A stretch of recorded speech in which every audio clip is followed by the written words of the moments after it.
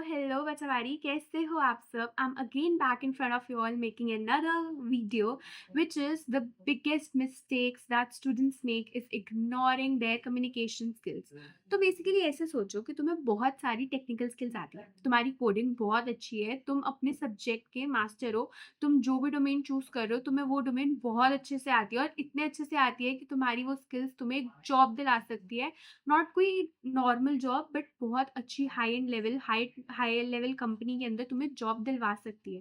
पर तुम्हारी communication skills जो तुम बोल रहे हो तुम उसे एक्सप्लेन ही नहीं कर पा रहे। अगर तुम प्रेजेंटेशन देने के लिए कहीं पे खड़े हो और तुम प्रेजेंटेशन देते हुए ऐसे खड़े हो, तुम कुछ नहीं बोल पा रहे, तो उस केस में तुम क्या करोगे?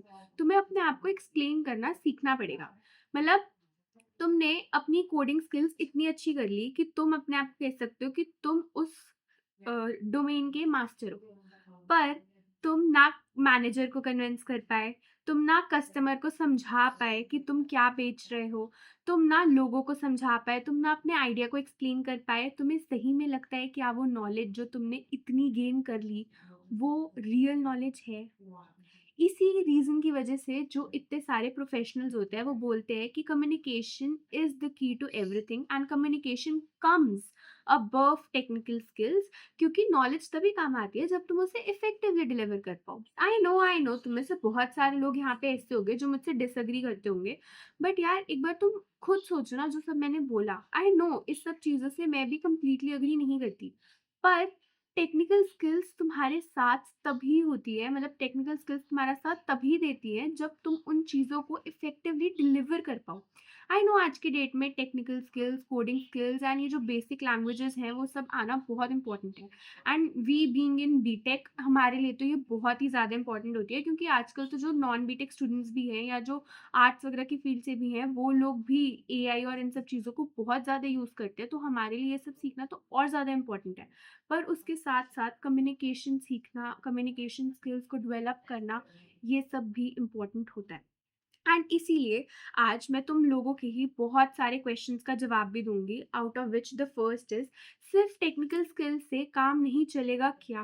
Question mark, question mark. I was very confused with this question, but okay, here's example with which I will explain you. Project तुमने बहुत मस्त सा बना लिया, सपोज करो, पर वाइवा में तुमसे उस प्रोजेक्ट का पर्पस पूछा और तुम वहाँ पे अटक गए और तुमने सोचा कि चलो ठीक है, तुमसे उस प्रोजेक्ट का पर्पस पूछा ना, तो तुम उस प्रोजेक्ट को एक्सप्लेन करके आ गए, मतलब not even explaining the project, explaining the code. Do you really think जो तुमने वहाँ पे बोला या जो तुम्हारे प्रोजेक्ट का जो तुम्हारे क्वेश्चन का पर्पस था, तुमने उस पर्पस को पूरा करा? तुमसे क्वेश्चन पूछा कि तुम्हारे प्रोजेक्ट का पर्पस क्या है और तुम ये बोल के आ गए हो कि तुम्हारे कोड में क्या लिखा है। मतलब कितना वेग ये चीज़ चली जाती है, ठीक है? इसका सॉल्यूशन ऐसे हो जाता है कि आपने कम से कम आप अपनी 3-4 लाइन्स बना लो पहले से। जब तुम प्रोजेक्ट को प्रेज़ेंटेशन देने जा रहे हो अपने प्रोजेक्ट की, उससे पहले से ही तुम्हें ये काम करके रखना है। तुम्हें एक प्रॉब्लम स्टेटमेंट बनानी है। तुमने जो प्रॉब्लम स्टेटमेंट बनाई है, तुम्हें उसका सॉल्यूशन ढूँढना है, और जो तुमने वो सॉल्यूशन लिखा है या जो तुम्हारी प्रॉब्लम है या जो तुम्हारा प्रोजेक्ट है, उस प्रोजेक्ट के बेनिफिट्स क्या हैं? उस प्रोजेक्ट का पर्पस क्या है? तो ये तीनों चीज़ें कंबाइन करके तुम्हारा बताएगी उस प्रोजेक्ट का पर्पस क्या है। This is what is meant by purpose. जो तुमसे बहुत सारे प्रेज़ेंटेशंस देते हुए ये क्वेश्चंस पूछ लिए जाते हैं, पर्पस बताओ, this is what you have to explain there. उसके बाद तुमसे पूछा जाता है कि उसके बाद तुमने मुझसे पूछा कि मैनेजर एंड कस्टमर को समझाने का तरीका क्या होता है? Basically, I'll explain this with also with an example.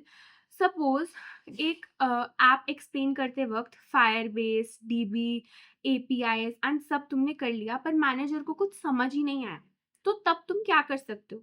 तुम पहले अपना आउटपुट या रिसर्च बताओ। तुम पहले उन लोगों को ये दिखाओ कि तुमने जो बनाया है उसका आउटपुट क्या है, उसका आउटकम क्या आया, उससे रिसर्च या उसका रिजल्ट क्या है, सो दैट वो लोग तुम्हारे प्रोडक्ट को जो तुमने बनाया उसे एक्सेप्ट कर सके, उसे यू नो आगे भेज पाए, अप्रूव कर पाए उस चीज़ को। So you have to explain the result, the outcomes first, and then उसके बाद तुम अपने जो भी तुमने टेक्निकल डिटेल्स करी है उस प्रोजेक्ट के अंदर, या जो भी तुमने टेक्निकल चीज़ें डाली है, उसके बाद तुम उस चीज़ को एक्सप्लेन कर सकते हो। वो भी सिर्फ तब जब तुमसे पूछा जा रहा है। तुम अगर तुमसे नहीं पूछा गया ना कोई चीज़ उस टाइम पे, तो तुम बता रहे हो तो उसका कोई यूज़ नहीं है। तुमसे जब तक वो चीज़ नहीं पूछी जा रही, तुम तब तक मत बताओ उन चीज़ों को। उसके बाद द थर्ड क्वेश्चन कम्स कि प्रोफेशनल मैसेज देना सीखना चाहिए।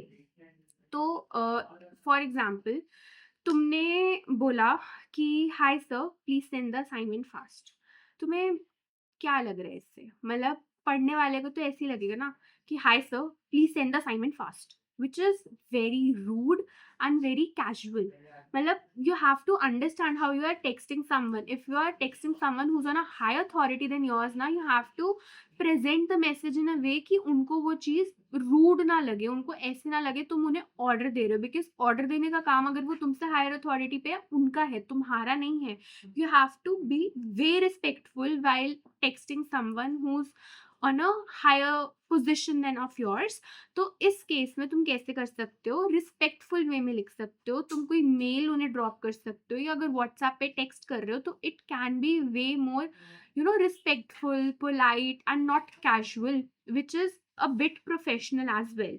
तुम लिख सकते हो respected sir, ma'am, kindly share the assignment questions, I'll submit it on time, thank you, which is very sweet.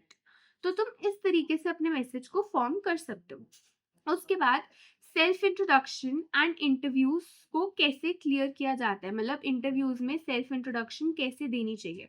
मतलब बहुत बार ऐसे होता है कि एचआर राउंड में तुमसे ये क्वेश्चन पूछ लिया जाता है कि टेल मी अबाउट योरसेल्फ, और तुम इसी क्वेश्चन पे अटक जाते हो। तुम ये बोल के सोचते हो कि मतलब तुमने बोला कि my name is this this this, I am from this this this background, I am in this domain and I am doing this, that's it. Do you think this is what you need to say in tell me about yourself? भाई तुम तुम सिर्फ अपना नाम, branch, hobbies बोल के रुक गए। तुमने इतना इतना सा थोड़ी है tell me about yourself. You have to explain it in a proper structure, you have to explain it in a proper manner. तुम पूरे डिटेल में उस चीज को बताओ, एक स्ट्रक्चर बनाओ, who you are, what you do, your achievements, your goals, your future plans, everything. This is what comes under tell me about yourself. उसके बाद क्वेश्चन आते हैं कि टीम प्रोजेक्ट्स में कम्युनिकेशन को कैसे और अच्छे तरीके से किया जा सकता है।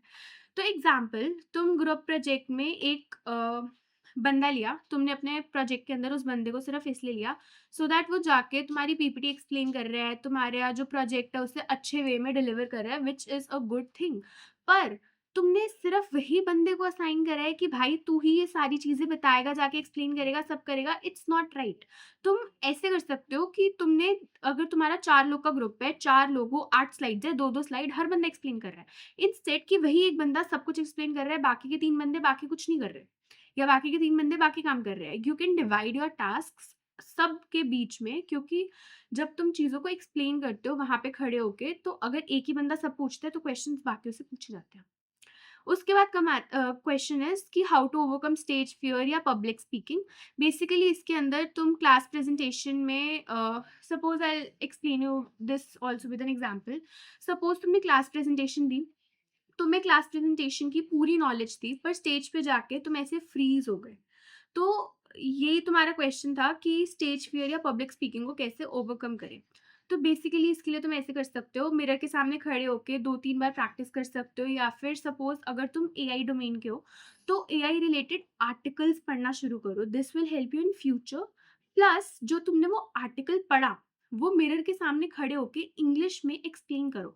अगर तुम्हें इंग्लिश में प्रॉब्लम आ रही है, अगर कोई भी लैंग्वेज तुम्हें सीखनी है, तो तुम इस तरह से बहुत ईजिली उस चीज़ को सीख सकते हो।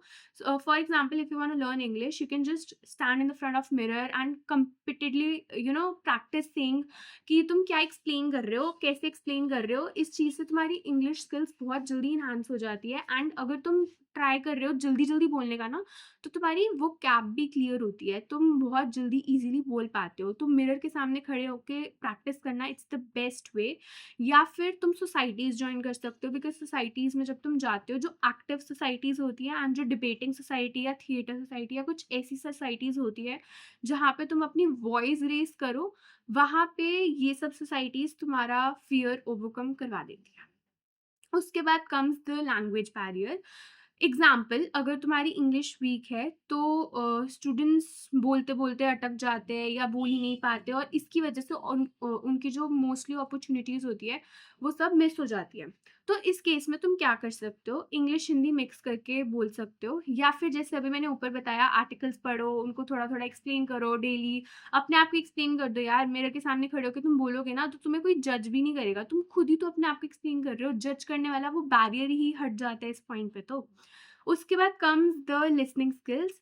एग्ज़ाम्पल, तुम इंटरव्यू में गए, तुमने इंटरव्यू में जाके सब जो तुम्हारे मन में था, जो तुम्हें लगा तुम्हें बोलना चाहिए, तुम बोल के आ गए। पर जो तुम्हारा इंटरव्यू ले रहा है, तुमने उसकी बात ही नहीं सुनी। तुम्हें भाई इंटरव्यू लेने वाले की बात सुननी है, तुम्हें समझना पड़ेगा वो क्या बोल रहा है, एंड इस सिचुएशन में अगर तुम नहीं सुन रहे हो, तो उसको ऐसे लगेगा कि this person is not even listening.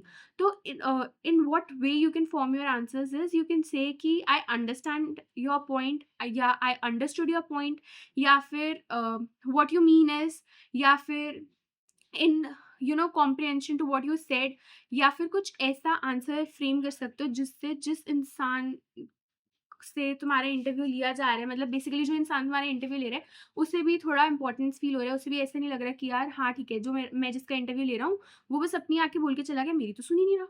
उस चीज़ से उसको भी ये इंप्रेशन पड़ेगा ना कि हाँ ठीक है, जो मैंने बोला उसने उस चीज़ की थोड़ी सी तो वैल्यू करी।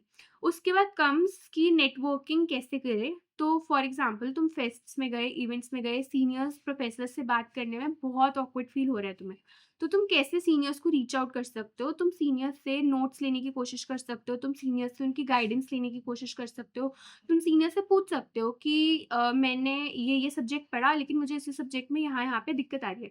तुम्हारे सीनियर्स तुम्हारी हेल्प करेंगे, मोस्टली सीनियर्स हेल्पफुल होते हैं। तुम किसी भी सीनियर को रीच आउट करोगे, वो हमेशा तुम्हारी हेल्प करेंगे।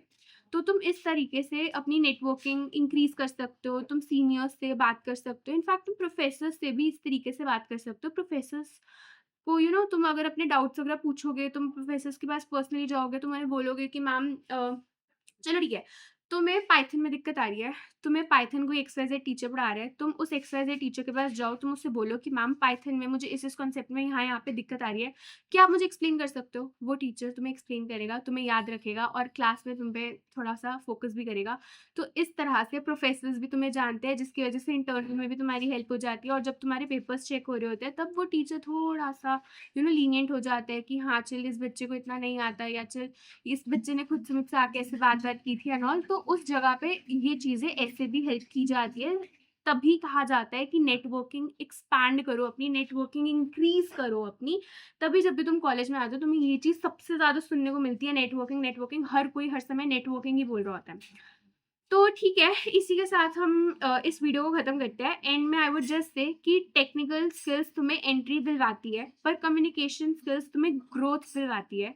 कोडिंग सीखना इज़ इम्पोर्टेंट, लेकिन उसको एक्सप्लेन कर पाना, जो तुमने कोड लिखा है, उस कोड को तुम कितने इफ़ेक्टिवली एक्सप्लेन कर पा रहे हो, जो तुम कर रहे हो, जो तुम टाइप कर रहे हो, उस टाइप करने की चीज़ को तुम कितने ईज़िली लोगों को समझा पा रहे हो, that's the real knowledge. Suppose तुम जो भी कोड या कुछ भी ऐसे बना रहे हो, अगर तुम उस चीज़ को ऐसे समझो कि जो मैंने बनाया, क्या मैं उसे 2 साल के बच्चे को समझा सकता हूँ? If yes, then you can say कि हाँ यार, मैंने जो बनाया वो मेरे को एक्सप्लेन करना आता है। अब मैं कह सकता हूँ कि हाँ, मुझे कम्युनिकेशन स्किल्स आ गई। और जब तुम ये चीज़ कर लो, तो उस टाइम पे तुम्हें, मतलब ये बैरियर कम्युनिकेशन स्किल्स का तुम्हारा उस टाइम पे तुम्हारी लाइफ से हट जाएगा। बट अगर तुम उस प्रोजेक्ट को, तुम्हें ऐसे लग रहा है कि नहीं यार, मैं 2 साल के बच्चे को नहीं समझा पा रहा, तो जस्ट अपने उस प्रेज़ेंट करने के तरीके को तुम चेंज कर सकते हो। तुम ऐसे कर सकते हो कि अगर तुम उस चीज़ को किसी एक तरीके से एक्सप्लेन कर रहे हो, किसी एक एग्ज़ाम्पल से एक्सप्लेन कर रहे हो, तो तुम अपने उस एग्ज़ाम्पल को चेंज कर लो। Because at the end you have to explain others you have to explain what you are typing, what you're coding, what your technical skills are. So that's it for the video. Bye bye.